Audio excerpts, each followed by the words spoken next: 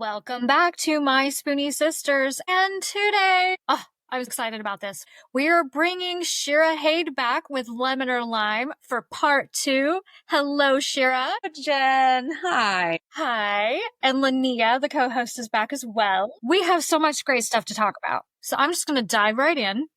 Now, recently, you launched Lemon or Lyme, which I love the name. And Thank you. When people get to see the video version of this, they get to see your backdrop, which is amazing. I love it. It's so cute. It's so cute. Thank you. Can you tell us what inspired you to start this vlog, and what has the response been like since launching in January? Yeah. So once I was finally diagnosed, which took 3 years to get diagnosed, I would, whenever I went to a doctor's office or my parents had a get together, I would start telling people like, this is what I have and this is what I'm being treated for. And what I kept finding over and over again was that people were really curious and they had a lot of questions, and generally everyone was pretty interested in the topic. So when I would be, talking to a nurse, or I'd be talking to one of my parents' friends or something, whenever the conversation ended, I always felt like there was more. I wish that I had more time to tell them everything that I thought they should know. And I kept thinking, if only I had like a website or something that I could say, here, if you want to learn more, go to my website. So Lemon or Lyme started as a website,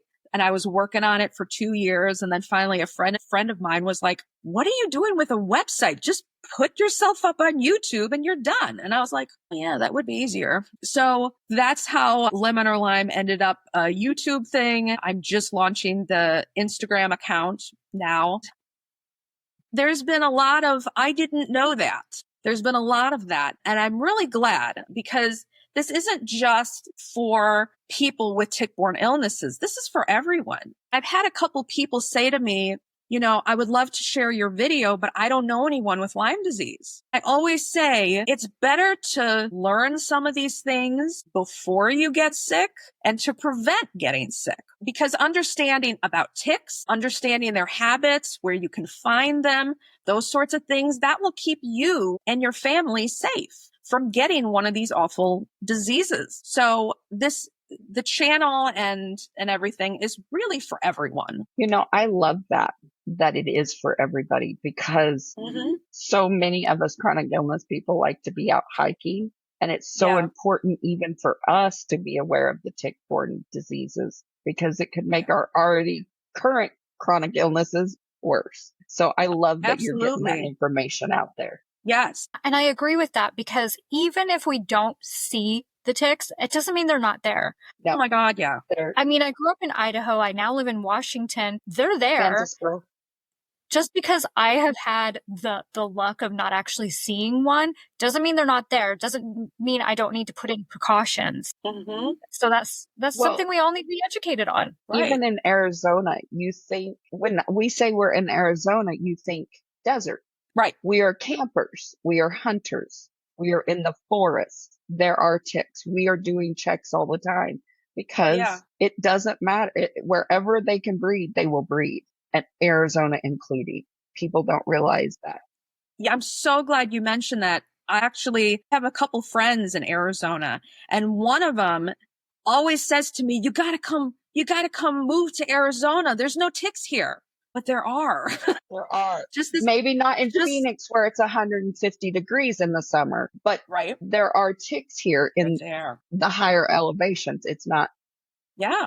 I get annoyed with people. You might have to do it with thinking Arizona is just desert, because we actually have different climates. And so we do have ticks, Flagstaff, Sedona. So what are your goals for Lemon or Lyme, and how do you hope it will impact the chronic illness community? I really hope to be a place where people can go to get answers, to get complex concepts explained and broken down, because there's a lot of different topics within the tick-borne disease umbrella. If I imagine how I was when I was first researching all of this stuff. If you Google what is Lyme disease, or what is Babesia, or what is ehrlichiosis, you're going to get millions and millions of answers. And it's going to be difficult to weed out what is accurate and what is not. And there's a lot of information that's out there that even from agencies like the CDC and the NIH that are outdated. CDC is still saying that a tick needs to be attached 36 to 48 hours for you to get sick. And that's not true. That's not true at all. It can be a couple hours. Something like Powassan virus can be transmitted in 15 minutes. So the fact that the CDC says, it has to be attached for 36 to 48 hours, that's not true. It really, the clock starts ticking once the tick attaches, and that the tick can attach pretty quickly if it wants. Yes, they can. Let's say, you are hiking or something. A lot of times they say, stay in the middle of the trail. Don't rub up against the grass and the foliage on the side. That's true. But even if you're in your backyard or your front yard gardening, they can be there too. One of the main vectors hosts for Lyme disease and a lot of these other illnesses are white-footed mice. And mice tend to be around our house because they're attracted to garbage and food and things like that. Even if you're not in a wooded area in in a subdivision or something, there can still be ticks in your yard. So that, right? I know, it's creepy. It's super creepy. Even after all this time, ticks still gross me out. They do. But, we have intentionally left our backyard kind of blank. I would love a beautiful garden, but it's just, I always think about my dog, off leash and running about, and, she may put her face in a bush trying to find a ball or something like that. So we have left our backyard blank just so that ticks don't have a place to hang out and wait for either me or my dog to brush by. Because that's what they do. They can wait, and they do this thing called questing. Like, think of a little kid who is putting their arms up, asking to be picked up like that. Ticks do that on the very tip of a blade of grass. Like, that's all it takes, just a blade of grass. It doesn't even have to be, very tall or anything like that. I was telling my brother the other day, he was saying that recently he started chopping wood just, to de-stress. And I said to him, you better watch it because ticks like to hang out in wood piles. It's good shelter for them. And he kind of whatever. But, these are things that are important to know so that you can avoid these areas. Just by listening to you, I have now given myself more and more permission to no longer mow my yard. There we go. Yep. This has been my task for I don't know how many years. Ever since Linnea met me, I've always been the one to mow the lawn. My husband sometimes works long hours. Mm-hmm. I thought it was exercise. He's now doing it. I think I'm going to leave it that way. Leave it.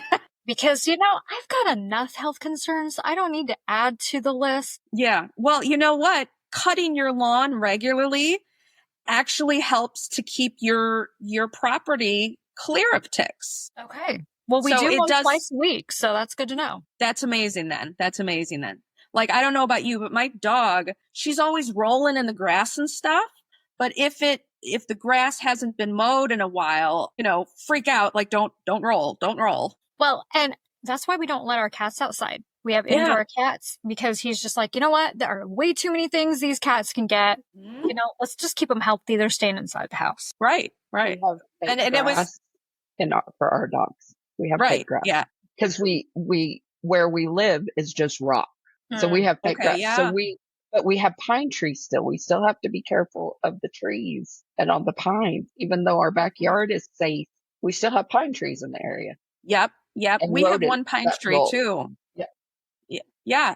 The ticks will kind of grab onto just about anything. So, and when they are baby ticks, which to give you a frame of reference, it's like one poppy seed or a half a poppy seed. That's the size of them. So you really, if you think, I'll see it if if it ever gets on me, you probably won't. And another thing that I really should mention is a lot of people have heard if you get bit by a tick, you're going to get a bullseye rash. It's important for everyone to realize that only 20 to 30% of people with Lyme get one of these rashes. So that means 70 to 80% of people never got one, never get a rash. And that's one of the reasons why it takes a while to diagnose, because if the rash doesn't show up on somebody, you're kind of guessing. Yeah. And my guess is that you never noticed anything. There was never a rash for me. And that was, both times. And by the way, both times cats were involved. So, and when it comes to some diseases other than Lyme disease, there are other blood-sucking vectors like fleas or lice that can transmit many of these diseases. I'm giving you the creep. I just hate bugs in general. And so the more we talk about this, I'm just like, oh, this is why I hate them. I just do. I know. And if any of your listeners... And I'm over here going, yep. I'm good. Right? I know. I'm good. If any of your listeners enjoy caviar, I would suggest to not Google what tick eggs look like. If you like caviar, don't do it, because they look like caviar. Yeah, I'm so grossed out right now. Yeah, I know. I wasn't eating caviar anyways. I'm really not eating caviar now. There's my real excuse for never touching it. Well, I don't go out of my way for it, but there have been events where they sprinkle it on some kind of thing that they're walking around with, they're walking around and they're giving you all these things and you're like, I'm one of those people. I'm like, I'll try everything once, I guess. Not me. And I just ruined it for you. Close my eyes. It's not there. Right. My husband struggles to get me to try things. That's going to be one of the things I will never try. Never try. Yeah. Yeah. Right. So a couple other things about ticks, though, because I think it is important for everyone to know a little bit about ticks, because the more you know about them, the better you can protect yourself from them. One thing that I think everyone experiences now is less harsh winters. Certainly in the Midwest here, we haven't had winters kind of like the ones that we had when I was a kid. Like I remember it being freezing for weeks and weeks and weeks on end, but it doesn't do that anymore. And one of the consequences of that is that when the temperature goes above freezing, ticks come out and they're active again. So they're still around. They're still around from previous seasons. And now I'm thinking of all the people out there hunting, Linnea. Yep. Sorry. Okay, so I will tell you, we have a very certain way we dress when we hunt. And how do you dress? The reasons, well, other than it being camo and really heavy warm, my overalls have elastic that go around my boot so nothing can come up into my pant leg. Okay. We wear layers of socks. Then we have layers of other stuff under, but our main pants that go over all have elastic where it goes around our ankles, around our boots, because our boots come up over our ankles. That way nothing can get up in there. It's like our sleeves are elastic around here and then they Velcro. That's not only to keep our gloves in our sleeves for warmth. It also protects anything from crawling, because I sat in a blind last year for my elk hunt. So I'm setting in woods covered by wood and leaves and everything. And I'm sitting on the ground on a heated thing. It heats up when you set on it. It's a hunting thing. It's really cool. I really should show it for chronic illness people, because it heats up as you're setting on it. So in the forest, that's what I set. But there's still chances of tick, because there was a few days of it was really nice. It was in the 70s. Guess what? Everybody's out. Everybody's riding. Those ticks are now really, really moving. And they're on the deer. They're on the elk. So we're very careful. I will tell you, none of our elk have had ticks on them when we. Okay. I would recommend. But we're very cautious. We spray but I don't think hunters and hikers understand the importance of how they dress when they go do that kind of stuff. Yes. I mean, I know that you're in camo, but is it if you're in darker colors, you're less likely to see something if it does crawl on you.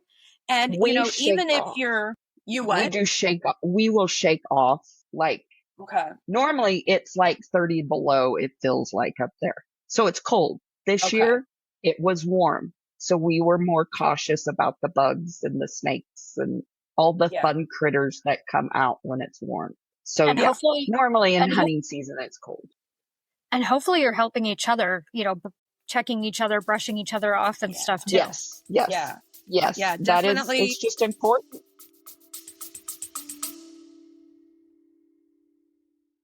Hey, listeners, are you living with a chronic illness and want to make your voice heard? Rare Patient Voice connects patients and caregivers with research opportunities so you can share your experiences and get paid for your time. Your insights help drive real change in healthcare. So sign up today using the link in our show notes and start making an impact. Yeah, definitely tick checks for, other people, tick checking your dog if you have a hunting dog with you. One thing that I like to use during the summer, last summer, I went to a couple concerts where I was going to be outside with a picnic, blanket and stuff. So I treat the picnic blanket and all of the clothes that I plan on wearing in something called permethrin. So it is a tick repellent. So I treat all of the clothes, socks, jeans, sweater, everything in this permethrin. And then there's this, it's almost kind of like a lotion called Picardin, and that's safe to put on your skin. So those are things that I use, and those are specific to ticks, of actual tick repellents. Yeah, absolutely. Absolutely. And I also recommend absolutely. You can drench it. Yes, it is unscented, and it does last for more than one wear. So if you do your hunting gear, soak it in permethrin, it'll be good for, a few uses. It'll be safe for that. Yeah. And like you said, long shirt, pants, closed-toed shoes, tucking your pants into your socks. Those are all good preventative measures that you can take. Now, you're starting to connect with more groups as your health has been improving. How has that sense of community helped you in your journey? It has helped a great deal. At first, again, when you're in that deep, dark place, you think, I don't need anybody. I'm fine. Of course, you're anything but fine. So the community that I found is online, because a lot of people with tick-borne diseases are homebound or bedbound. So we're really not out and about. And you add on top of that the fact that there aren't really a lot of in-person support groups, that are easily accessible, like, something like breast cancer or Parkinson's, things that you may be able to find in your community. So the online community is where I have found people. And the one that I frequent the most is, of all places, on Reddit. So I've kind of become a Reddit head since then. And if you're not familiar with Reddit is literally anything that you can think of, whether it's you like funny cat videos, or you like politics, or I love the show Friends, so I'm on a Friends subreddit. There is a subreddit for everyone. And so I found people with Lyme disease and other tick-borne diseases. And it's really nice. I think for the most part, everyone is pretty supportive and helpful. Of course, there's going to be, a bad apple here and there, like every community, every online community. But, Absolutely. people go on there and they vent. People say, I don't want to be here anymore, or this is too hard, or, I have to ingest a disgusting drink. How do you guys do it? Asking for advice. And so it's really nice to be able to talk to other people who are going through the same thing as you. I could not agree more. And that's actually how the podcast started. We started out as a community, and then next thing you know, it's a podcast and it's a blog, and now we're on YouTube. I mean, that's just how it grows, because there's a need out there. And we need to fill it. And people need that support. And to go with that, we don't always want a place where it's only complaining. Sometimes we want a place where, we can vent about things, but we want to hear tips, tricks, support, and guidance. And to me, that sounds like what you're doing. And that's great. I'm definitely going to be trying to cover a lot of the nitty-gritty stuff, like, what is Lyme at a microscopic level, or what is good prevention, like we were just talking about. But also talking about mental health, which I think gets pushed down to the bottom of the priority list when it comes to tick-borne diseases, because we're dealing with all of this physical stuff that a lot of people don't understand. So mental health does kind of get a backseat in the conversation, but all of it is so important because all of it makes up our healing journey. Absolutely. And it all blends together. Mm-hmm. We need to take care of every aspect of ourselves, not just one or the other. Yes. Now, do you prefer to see lemon or Lyme becoming a profession or keep it more as like a passion project? I mean, it would be nice to have it become a profession and earn a living doing this because I'm on disability. I've been on disability for several years. So that's the only income I have. And so it would be nice for this to turn into something bigger and to be the place to go to get information and to connect with other communities like you guys. That's what I'm hoping for. But, right now it is a passion project. And so I'm fine with that. Absolutely. I think passion projects are needed. I don't know about you, but I can tell that you glow and your excitement when you're talking about it. And I always worry once we move out of it being a passion into more of a job, are we going to lose that same excitement and vibrancy that we have? Yeah, I did think about that. And I even told when I did launch, I did tell my treating practitioner that, my YouTube channel is up and she was like, can I be honest with you about something? And I said, of course. And she said, I'm worried that by doing this vlog, by doing this channel and having this, brand or whatever, that it's going to become your identity, And she said, and I don't want this to be your whole life. So I said to her, I hear what you're saying and I understand where you're coming from. But the way that I see it is I'm helping people. I'm being what I needed when I first got sick. And there is a need for someone to be out there explaining these things and someone who's been there and is still there. But I did tell her, I said, I promise you, if it does become too much, I'll let it go. But the way that it is right now, there are so many things to cover. I mean, I have endless lists of these are all the things that I want to do on Instagram and these are all the things I want to do on YouTube. It's like I made sure the years before I actually launched that there was going to be enough for, to talk about because I wasn't sure. Like, what if I run out of things to talk about? Turns out it's endless, the amount of things, because there's also, continuing research and things like that. So there's always news. Absolutely. I agree. And it's like you said, it's ever changing. There's more information coming out. And sometimes it's okay to even bring back the same material and bring it up again, because sometimes we need to drill it in our own brains and in others. And so they might need to see it in the same material in multiple ways, if that makes sense. Yes. Yeah. Oh, no, it totally does. Now, what does a successful day look like for you in the now? So I still deal with more bad days than good. Like the way that I look right now, probably don't look sick, whatever sick is. A lot of people, you guys get this. Oh, you don't look sick all the time, right? All the time.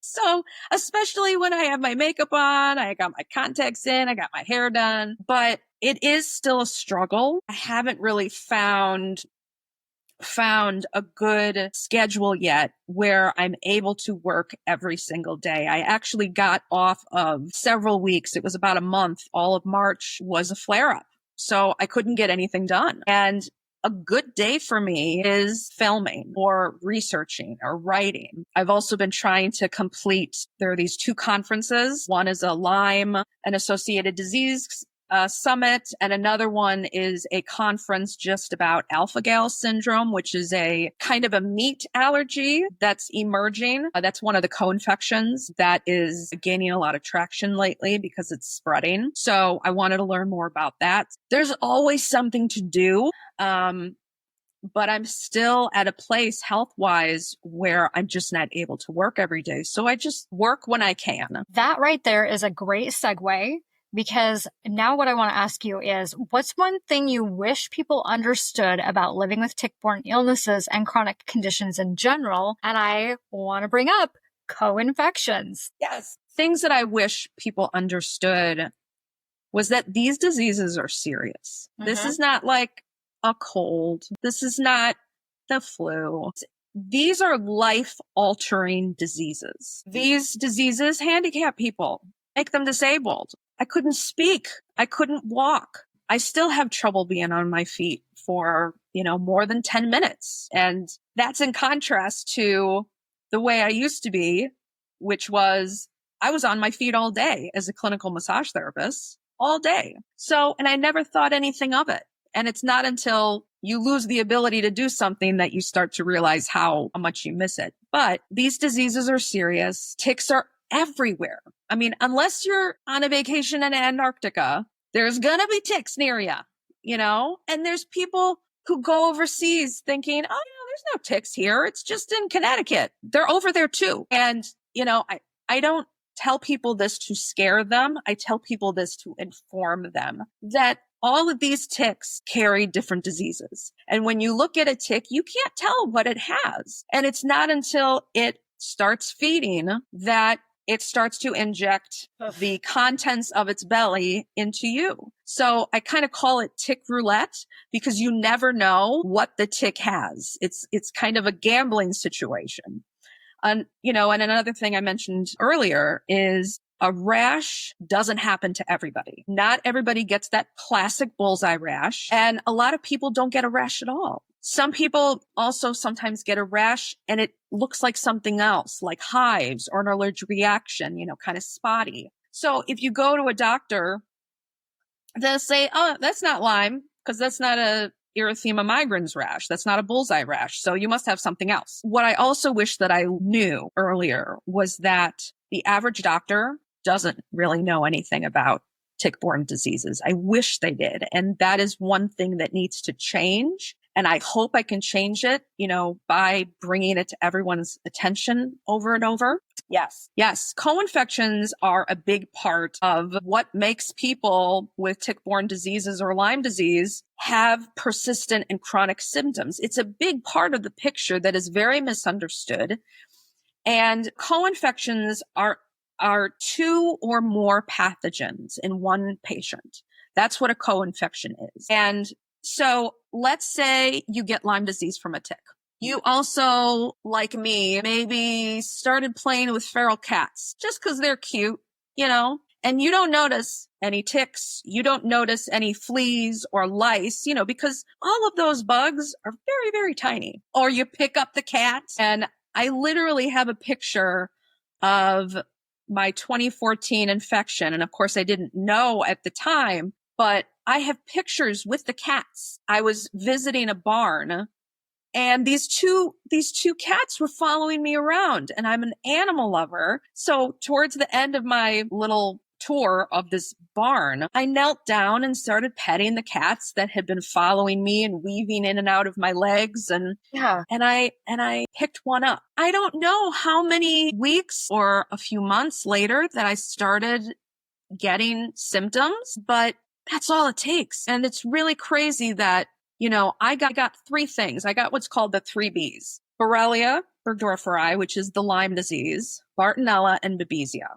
Babesia is considered a parasite. Some of these co-infections don't just come from ticks. Ticks, usually the Lyme disease is pretty much always going to come from the ticks. That we know, because apparently ticks' bodies are better equipped, just the way that they're structured. They're better equipped at transmitting Lyme disease as opposed to like a mosquito. Mosquitoes, for instance, have been found to have Lyme disease in them, but because of their body structure and the way that they suck blood as opposed to ticks, they're not transmitting the Lyme disease like the ticks do. But something like Babesia, Babesia, for instance, this is a big co-infection and a big issue that isn't just from ticks. People are getting babesia from blood transfusions. They're getting babesia from organ transplants. So it's not just ticks. Even mother to baby congenital transmission is happening with babesia. Now the government knows, they are aware that blood is in their blood banks and some of it has babesia, some of this blood. So imagine for a second, you are sick, you are on a transplant list. You finally get the call that you have an organ waiting for you. Right. You get the organ transplant and then you start to get sick. Imagine that. I mean, how awful is that? Yeah. And then I'm over here thinking, weighing the cost, right? Mm-hmm. Is it worth getting this organ or this blood because it's going to help X, Y, and Z? Is it worth the risk of getting this and then trying to heal from it? Yeah. Yeah. I mean, you know, and a lot of these blood transfusions and these organ transplantations, these are life-saving procedures that are happening. Right. And I think that it's different by state. Some states are more vigilant with their testing of the blood in their bank or the organs that are, you know, waiting to be transplanted or whatever. But it's in the literature and they know that people are getting babesia this way. Yeah. And most people are not aware of this. Okay. You had mentioned earlier about meat. Is that one of the ones that is found in meat too, or is it another one? So the meat one is called alpha-gal syndrome. Alpha-gal is, you may have heard of a red meat allergy, but it's not technically just red meat. It's mammalian meat and mammalian products.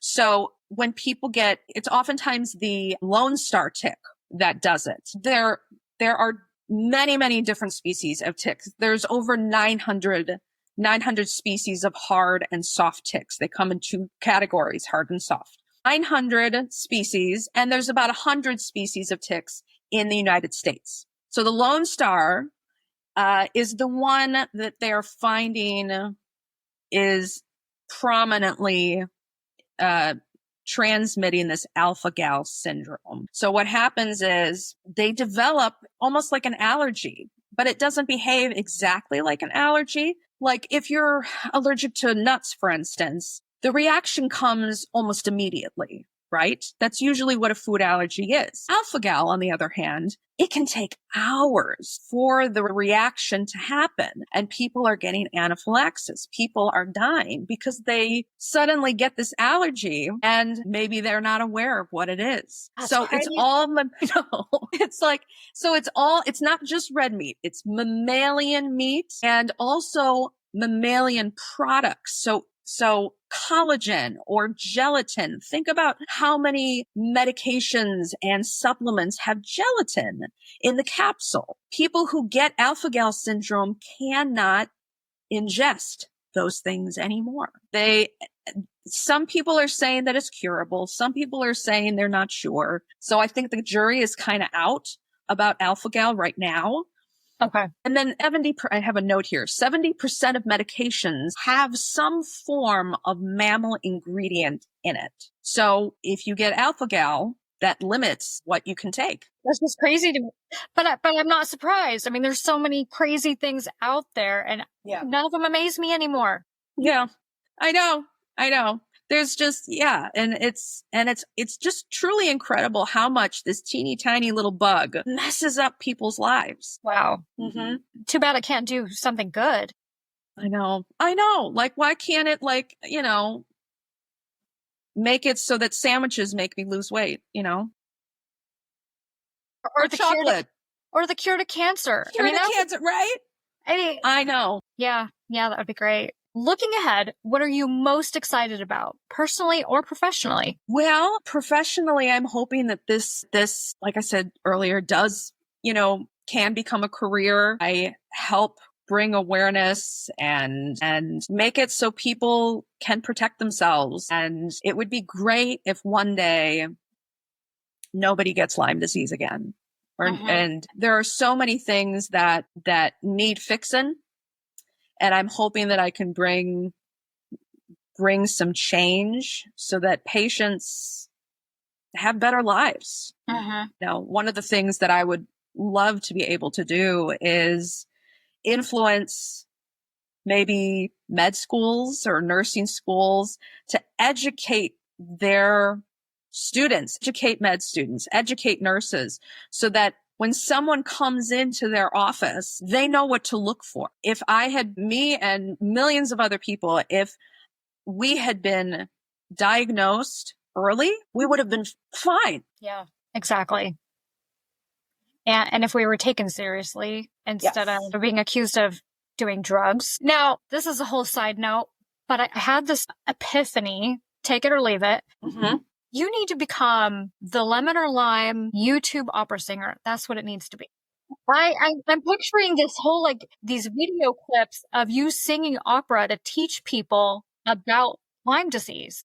Man, maybe I should start writing my tick-borne disease opera. Yeah, I mean, there could be some fun songs. Yeah. I mean, I don't know if you're into singing other kind of songs, but I'm just picturing these could be some really fun, different, because that's what we need more of is a fun way of educating people. I can make like a Rent, but with Lyme disease.